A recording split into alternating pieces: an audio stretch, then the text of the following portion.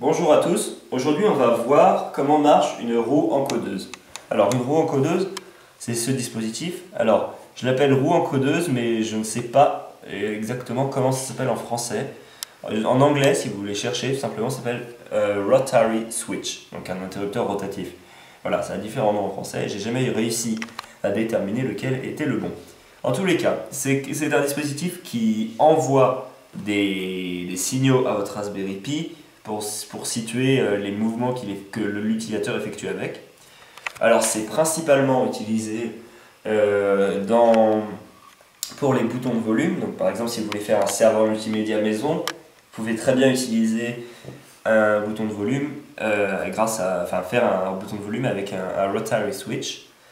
Voilà. Alors la raison de l'existence de cette vidéo, c'est tout simplement qu'il n'y a pas de tutoriel sur internet, ou du moins je n'en ai pas trouvé, avec un rotary switch à 3 pins, donc 1, 2, 3.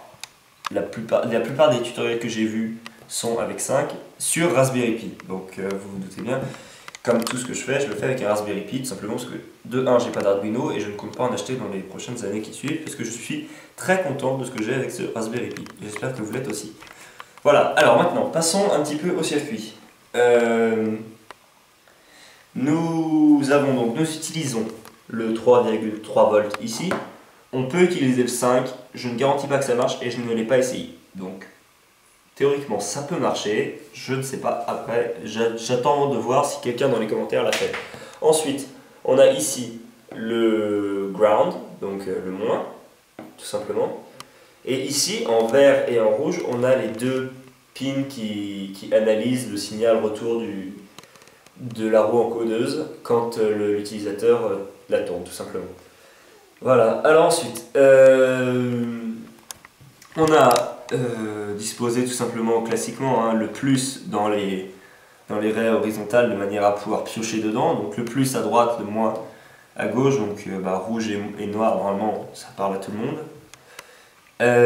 Ensuite, tout simplement, les pins extérieurs du rotary switch sont alimentés en plus avec une résistance entre chaque.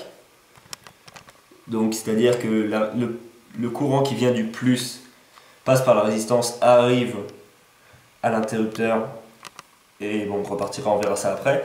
Donc, pour le marron et le bleu. Le pin du milieu est relié directement au moins à la terre. Voilà, donc ça, tout simplement. Ensuite, il faut qu'on branche nos pins qui vont analyser le signal retour de l'interrupteur. Pour cela, on le met en dérivation avec le plus, c'est-à-dire qu'on met la résistance, ça remonte et après ça revient, tout simplement ici. Vous le verrez mieux dans le schéma que je mets en PDF dans la description. Ce sera peut-être plus clair que la manière dont je l'énonce. J'ai peut-être d'ailleurs fait des erreurs dans la manière dont je l'ai énoncé. Voilà, donc ça c'est pour le circuit. Ensuite, pour ce qui est du code, j'ai utilisé des algorithmes que j'ai trouvés sur internet. Je les ai modifiés et donc c'est pour montrer qu'on peut trouver des trucs bien sur internet. Le problème c'est qu'ils ne correspondent pas tout à fait à nos besoins. Et donc du coup c'est intéressant de savoir les modifier et donc c'est ce que j'ai fait et je vais en donner une version.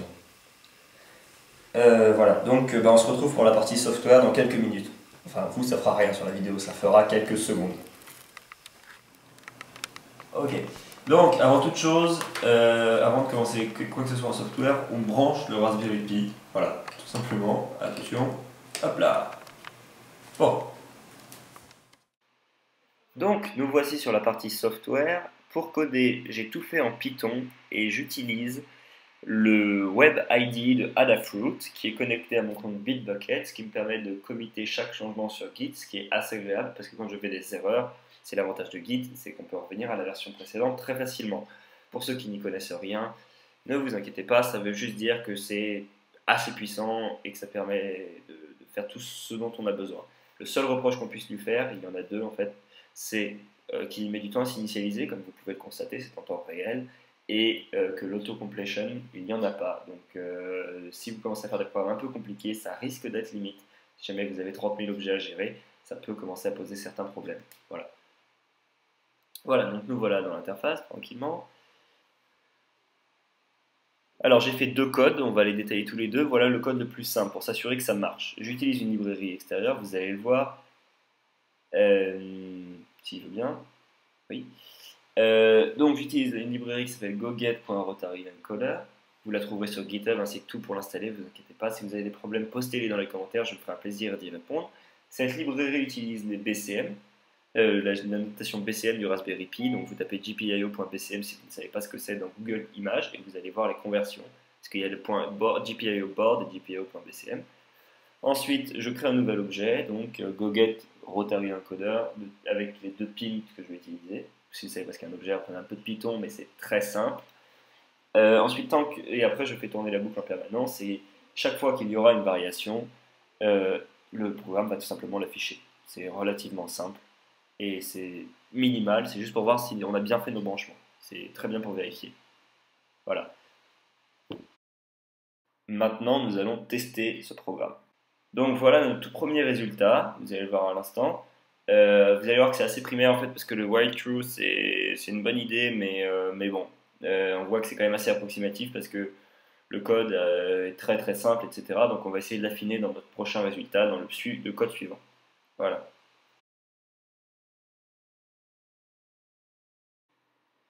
Le code que vous voyez ici a été modifié par moi mais a été créé à la base par le mec que vous voyez en haut. Il n'utilise pas de librairie, ce qui est beaucoup plus intéressant, on apprend beaucoup plus. Alors, il définit un objet comme le dernier qui s'appelle Rotary Encoder. Donc, dans la fonction init, vous faites un peu de Python, vous verrez ce que ça veut dire. Il met comme argument pin A, pin B, normal. Position, c'est la position de départ du truc. Maximum, minimum, donc ça va varier entre ces deux points. Et l'incrément, c'est-à-dire si je fais varier d'une position, combien ça va varier en chiffres. Voilà. Ensuite, il fait une fonction read et moi je crée après un nouvel. Et donc, ça, c'est la librairie à proprement dit, mais elle est directement dans le code. Et après, on peut en créer un. Moi, je l'ai appelé RE1, ça veut dire Rotary Encoder 1. Je définis les pins. Je dis qu'il commence à 1, enfin, sa position de base c'est 1, mais qu'il va varier entre 0 et 10, c'est-à-dire que s'il va au-dessus ou en dessous, ça ne marchera pas. Et après, j'affiche la position si jamais elle change. Si jamais la position change, je l'affiche, sinon, non. Et on va voir le résultat tout de suite.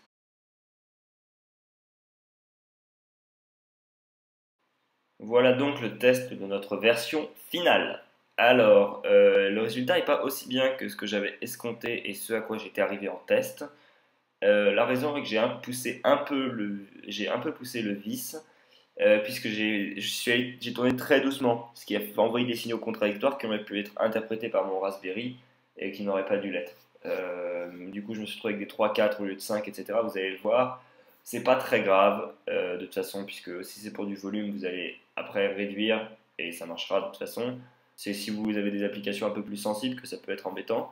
Et dans ce cas-là, je vous conseille d'essayer de faire un algorithme anti-bouncing, ce qu'on appelle. Vous trouverez sur internet. Et, euh, et sinon, bah, j'espère que cette vidéo vous a plu. Et puis n'hésitez pas à vous abonner à ma chaîne. J'espère faire des tutoriels de Raspberry Pi un peu simples en français pour les gens qui débutent. Alors je sais qu'il y en a beaucoup, mais en vidéo et complet comme ça, j'espère qu'il y en a pas beaucoup. J'espère faire un contenu un peu exclusif. Et sur ce, bah, bonne journée.